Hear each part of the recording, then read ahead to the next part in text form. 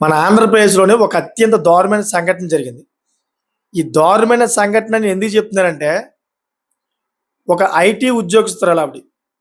ఆవిడ అంతే కాకుండా తన కొడుకు కూడాను ఒక ప్రయాణం చేస్తా ఉన్నారన్నమాట. ఆవిడ గుంటూరుకు చెందిన వ్యక్తి. సో, వాళ్ళ భర్త కూడాను ఐటీ ఉద్యోగస్తుడే మాట. సో, వీళ్ళిద్దరూ కూడా ఎంత వెల్ అండ్ సెటిల్డ్ అంతేకాకుండా ఎంత వెల్ అండ్ ఎడ్యుకేటెడ్ పర్సన్ చెప్పండి ఒకసారి. ఈవిడ జరిగిన సంఘటన మిగతా వాళ్ళకి కూడా జరగకూడదని చెప్పేసే ఈ వీడియో తీసుకొచ్చాను. అసలు ఏం జరిగింది అనే విషయాలు ప్రతిది కూడా మీకు pin to pin, point to point చెప్తాను. ఇది గుంటూరు నుంచి ప్రయాణం జరుగుతున్నప్పుడు ఒక బస్సులో జరిగిన ఒక వింత ఘటన అనుకోవాలమాట. ఈవిడ ఒక అమాయకత్వంతోటి ఈవిడ మోసపోయింది. ఆ విషయాలన్నీ కూడా మీకు ప్రతిదీ చెప్తాను. Pin to pin, point to point మీకు క్లారిటీ వచ్చేస్తది. ఎందుకంటే ఫ్యూచర్‌లో మీకు కూడా జరిగే అవకాశం ఉంటది. ఒక వెల్ అండ్ ఎడ్యుకేషన్ పర్సనే ఈ విధంగా జరిగిందంటే ఆ సంఘటన మరి మీకు కూడా జరిగే అవకాశం ఉంటది కదా! మనలాంటి వ్యక్తులు ఎంతవాళ్ళని చెప్పండి. అందుకనే మీరు పూర్తిగా వీడియో చూడండి చివరిదాకా మీకు 100% క్లారిటీ వస్తది. అసలు ఏం జరిగిందంటే ఎవరైతే ఈవిడ ఉందో ఈవిడ కుమారుడు రీసెంట్‌లీగా అయితే బెంగుళూరు నుంచి మన గుంటూరుకొచ్చారన్నమాట. ఏదో సంథింగ్ వాళ్ళకి పనుండో లేకపోతే ఇంకేదైనా వాళ్ళ ఊర్లో పండగుండో వాళ్ళు వచ్చారు. వాళ్ళ భర్త కూడా బెంగుళూరులో ఐటీ ఉద్యోగి. చక్కగా ఉద్యోగాలు చేసుకుంటా ఉన్నారు. ఇద్దరు భార్యాభర్తలు కూడాను software jobs. Well and settled. So, ఇటువంటి క్రమంలోనే మళ్ళీ తిరుగు ప్రయాణం అని జెప్పేసి గుంటూరు నుంచి ఆవిడ బస్సెక్కింది తన కొడుకుతోటి. సో, ఇటువంటి ప్రయాణంలోనే ఈ మధ్య దారిలో ఏదైతే ఉందో బస్సు, ఆ బస్సు ఖరాబయిపోయిందన్నమాట. ఈ పాడైపోయేటప్పటికి ఆ బస్సుకు సంబంధించిన కంపెనీ ఏం చేసిందంటే, సరే మేము ఇంకేం చేయలేం. ఇది రిపేర్ అయింది కాబట్టి వేరే బస్సు ఎక్కిస్తామని చెప్పేసి వేరే బస్సు ఎక్కించారు వాళ్ళు. సో, వేరే బస్సు ఎక్కించారు. వేరే బస్సు ఎక్కించిన తర్వాత ఆ మహిళ పక్కనే కూర్చున్న వ్యక్తి అంటే వేరే బస్సులో ఆ వ్యక్తి తనతో పరిచయం ఏర్పరచుకున్నాడనమాట. పరిచయం ఏర్పరచుకొని, మీ గుంటూరులోని మీ ఏదైతే మీ ఊరుందో, మీ ఊరు మాకు తెలుసు. అంతేకాకుండా మీ నాన్నగారు కూడా మాకు తెలుసు బాగాను అని జెప్పేసి మాయమాటలోని ఆవిడని దింపాడమాట. ఎప్పుడైతే ఇలాగ మాయమాటలో దింపాడో ఆయన యొక్క మాటలన్నీ కూడా నమ్మిందావిడ. ఇలా నమ్ముతూ ఉంది. ఇలా ప్రయాణం సాగుతూ ఉంది. కొడుకు ఏమో ఆ పక్కనే కూర్చున్నాడు. సో, ఇటువంటి క్రమంలో తన దగ్గర బ్యాగ్ ఉందన్నమాట.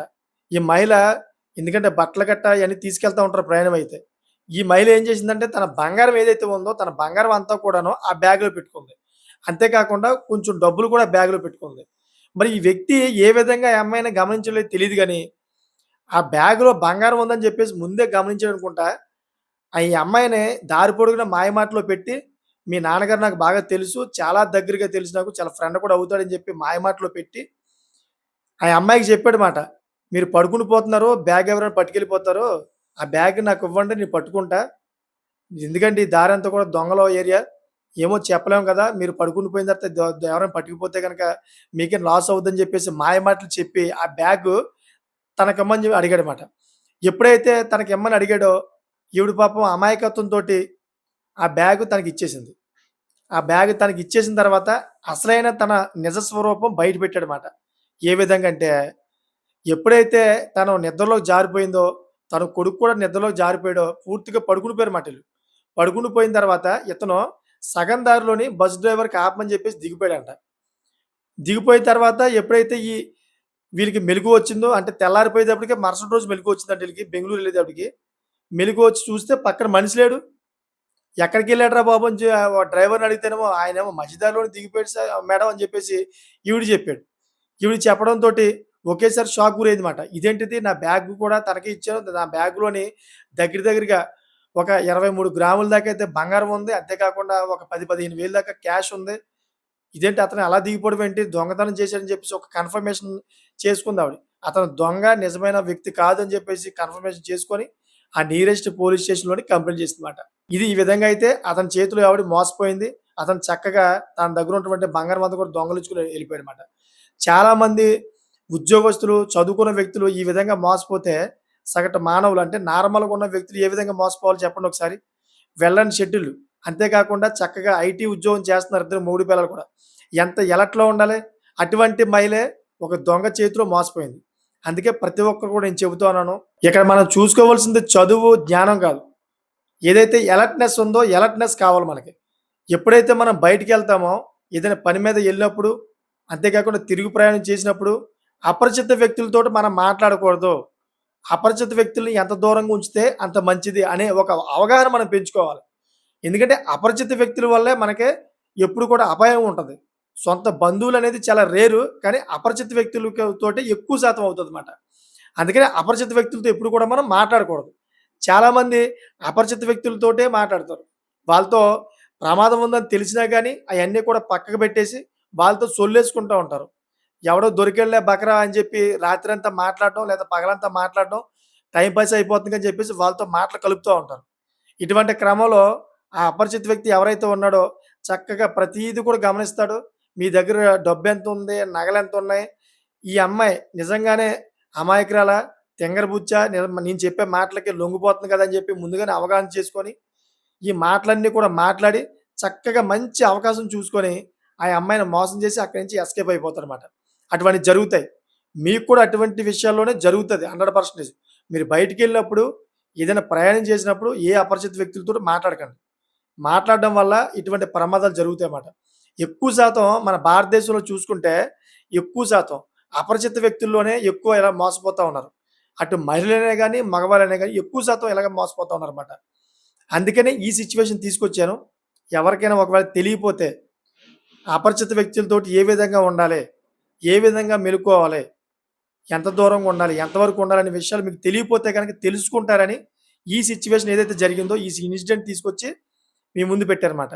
సో, రీసెంట్‌లీగానే మీకు చెప్పాను నేను. తిరుమలలోని మీకు టికెట్లు ఇప్పిస్తా అని చెప్పేసి కొంతమందికి బయట నుంచి కొంతమంది వ్యక్తుల నుంచి అయితే కాంటాక్ట్ అయ్యి, మీకు టికెట్లని ఫ్రీ దర్శనానికి ఇప్పిస్తా అని చెప్పేసి ఫోన్‌పే తోటి దగ్గర దగ్గర 3, 4 లక్షలైతే డబ్బులు దోచుకున్న వ్యక్తిని పోలీసులు అరెస్ట్ చేశారు. ఆ విషయం అంతకుముందు నేను 100% క్లారిటీగా చెప్పానన్నమాట. ఏ విధంగా మోసం చేశానన్నది.